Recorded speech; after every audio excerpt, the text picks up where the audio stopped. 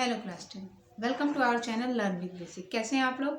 I hope आप लोग बहुत अच्छे होंगे। तो चलिए ज़्यादा समय नहीं लेते हैं और हम देखते हैं अपने अगले टॉपिक को, जो क्लास 10th में बहुत ही इंपॉर्टेंट है और इनसे रिलेटेड क्वेश्चन भी आते हैं और प्रश्नोत्तर भी आते हैं। तो चलिए देखते हैं, लेकिन उसको देखने से पहले प्लीज़ आप लोग मेरे चैनल को लाइक शेयर सब्सक्राइब जरूर करें। तो चलिए देखते हैं। यहाँ पे देखिए, यह दंतुरित मुस्कान कवि नागार्जुन, इसके कवि जो हैं वो नागार्जुन जी हैं। ठीक है, इनका नागार्जुन जी का वास्तविक नाम वैद्यनाथ मिश्र यात्री है। ठीक, इनका वास्तविक नाम पूछ सकता है, वैद्यनाथ मिश्र यात्री आप बताएंगे। ठीक, जन्म इनका बिहार के दरभंगा जिले सतलखा गांव 1918 ईस्वी में हुआ था इनका जन्म। ठीक, इनकी प्रारंभिक शिक्षा जो है वो संस्कृत पाठशाला में हुई थी। इन्होंने बौद्ध धर्म की दीक्षा 1936 में ली थी। ठीक, 1936। इनकी जो पत्रिकाएं थी वो हिंदी मासिक पत्रिका जो महीने में एक बार मिलती थी वो दीपक थी, और जो साप्ताहिक पत्रिका थी वो विश्वबंधु थी। तो इस पे भी थोड़ा सा आप लोग देख लीजिएगा। इनकी मृत्यु 1998 में हुई थी। ठीक, इसके मेन जो टॉपिक है वो इनका वास्तविक नाम है। एक मिनट में हाईलाइट कर दे रही हूँ आपको। इनका जो मेन टॉपिक है ये इनका वैद्यनाथ यात्री, ये आपको पता होना चाहिए। इनके गांव का नाम ये वाला दरभंगा जिले सतलखा गांव का नाम पता होना चाहिए, और कितने सन में हुआ था। इनकी प्रारंभिक शिक्षा किस पाठशाला से हुई थी? संस्कृत पाठशाला से। इन्होंने बौद्ध धर्म की दीक्षा 1936 में ली थी। ठीक, इनकी दीपक जो है वो हिंदी मासिक मतलब मंथली पत्रिका थी, और इनका जो साप्ताहिक पत्रिका वो था विश्वबंधुत्व। ठीक, मृत्यु इनकी 1998 में हुई थी। इनकी रचनाएं जो है युगधारा, प्यासी, पथराई आंखें, सतरंगे पंखों वाली, तालाब की मछलियां, हजार बाहों वाली, तुमने कहा था, पुरानी जूतियों का कोरस, रत्नगर्भा इत्यादि। ये शॉर्ट में इनका जीवन परिचय है। हम लोग इनके जीवन परिचय को पढ़ लेते हैं और आगे हम इसके जो पद से रिलेटेड हैं उनको समझ के तो उनके क्वेश्चन करेंगे। तो तब इसको आप लोग रिवाइज करिए, तब तक मैं आगे आप लोगों को बता रही हूँ। चलिए तो आगे बढ़ते हैं और इनकी जो रचना है उससे रूबरू होते हैं और देखते हैं कि इनकी रचनाओं में किसके बारे में बात की गई।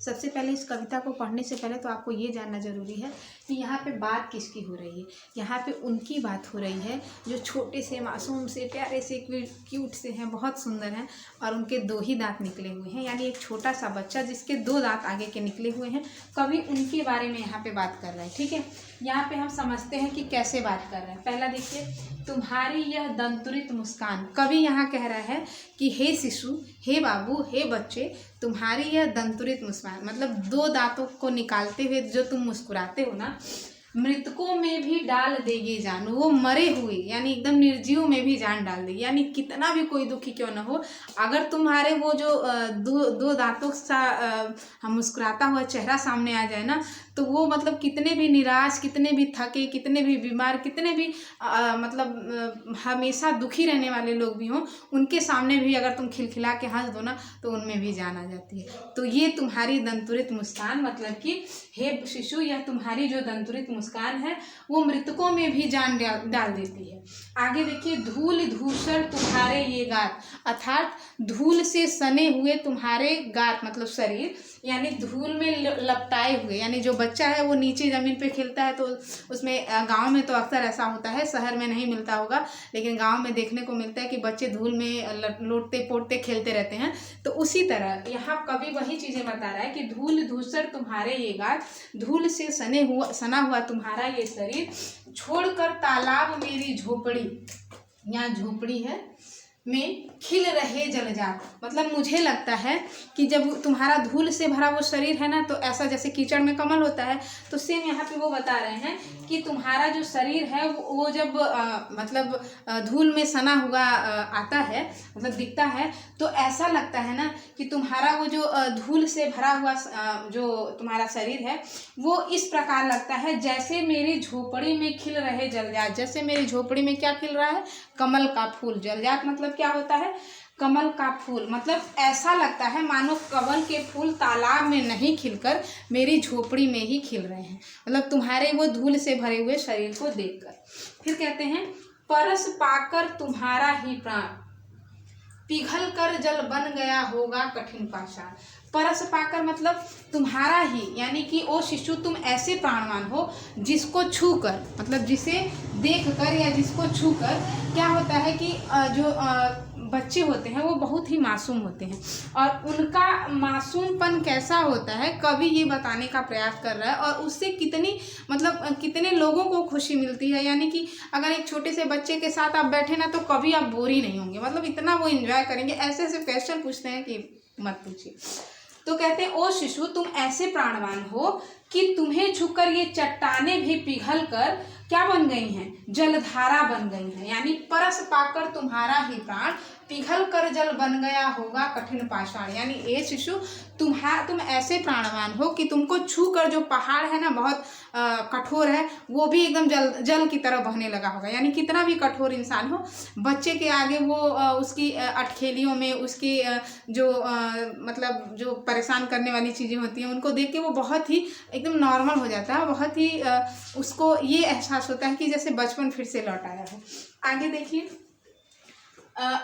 छू गया तुमसे कि झरने लग पड़े शेफालिका के फूल, बांस था कि बबूल। इस शिशु के सामने बांस या बबूल का कांटेदार वृक्ष भी शेफालिका का फूल बरसाने लगता है। अर्थात इस बच्चे का जो एक उसकी मुस्कान है, उसके आगे जो कांटे का बबूल का पेड़ हो या बांस का पेड़ हो, तो वो कांटेदार वृक्ष भी वो क्या करते हैं, शेफालिका के फूल बरसाने लगते हैं। यानी इतना वो उसका दंतुरित मुस्कान जो है, उसकी दांतों के साथ जो मुस्कुराहट है वो इतनी प्रिय होती है कि कभी भी कोई भी निगेटिविटी नहीं आती है, हमेशा पॉजिटिव जैसा वाइब्स आता है। तो इस तरह से ये कवि बताते हैं कि मतलब ये कविता उस बच्चे के ऊपर है जिसकी दो ही दांत उसका निकला हुआ है, और जब वो मुस्कुराता है तो बहुत ही अच्छा लगता है, बहुत ही मासूम लगता है। तो उसके बारे में ये उन्होंने बताया है। तुम्हारी यह दंतुरित मुस्कान मृतकों में भी डाल देगी जान। हे शिशु, तुम्हारी जो दंतुरित मुस्कान है वो बच्चों में भी मरे हुए इंसानों में भी जान डाल देती है। अर्थात कितना भी थका हुआ, हारा हुआ, निराश इंसान हो उसको भी खुश कर देती है। धूल धूसर तुम्हारे ये गाछ छोड़कर तालाब मेरी झोपड़ी में खिल रहे जल जाए। तुम्हारा धूल से भरा हुआ ये शरीर, ऐसा लगता है कि तुम्हारा जो धूल में सना हुआ जो शरीर है उसको ऐसा लगता है कि कमल जल में नहीं खिल रहा है बल्कि मेरी झोपड़ी में खिलने आ गया है। फिर कहते हैं परस पाकर तुम्हारा ही पाण पिघल कर जल बन गया होगा। यानी जो पाषाण है वो तुम्हें छू कर जलधारा बन गया होगा। कठिन पाषाण छू गया तुमसे कि झरने लग पड़े शेफालिका के फूल, बांस था कि बबूल। अब ये कह रहे हैं कि इस शिशु के सामने बांस या बबूल का कांटेदार वृक्ष शेफालिका के फूल बरसाने लगता है। अर्थात वो इतना मोहक है कि उसके छूने से ही जो बांस और बबूल के पेड़ हैं वो भी शेफालिका के फूल बरसाने लगते हैं। अर्थात बहुत ही कोमलता भरा आनंद आता है। तो ये था आप लोगों का ये दंतुरित मुस्कान, इसका पहला पार्ट। अब नेक्स्ट पार्ट मैं अगले वीडियो में लाऊंगी। तब तक के लिए धन्यवाद, और मेरे वीडियो को देखने के लिए आप लोगों का भी बहुत बहुत धन्यवाद।